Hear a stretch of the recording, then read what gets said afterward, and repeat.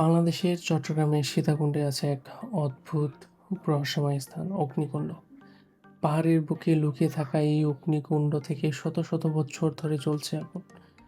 প্রতিদিন দূর দূরান্ত থেকে ভক্ত আর কৌতূহলী মানুষজন এখানে আসে, কেউ পূজা দিতে, কেউ বা শুধু এই অগ্নিকুণ্ডের রহস্য দেখতে। এটি মূলত সীতাকুণ্ড উপজেলার বারককুণ্ড এলাকায় পাহাড়ের গহীন অংশে অবস্থিত। মন্দিরের সিঁড়ি বেয়ে নিচে নামলেই দেখা যাবে সেই অগ্নিকুণ্ডের, যেখানে একই সঙ্গে আছে পানি আর আগুনের বিস্ময়কর খেলা।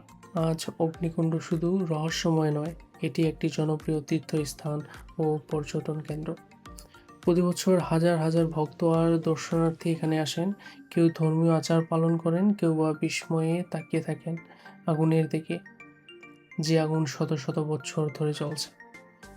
সীতাকুণ্ডের অগ্নিকুণ্ড কেউ দেখেন দেবতার অলৌকিকতা, কেউ দেখেন প্রকৃতির বিস্ময়।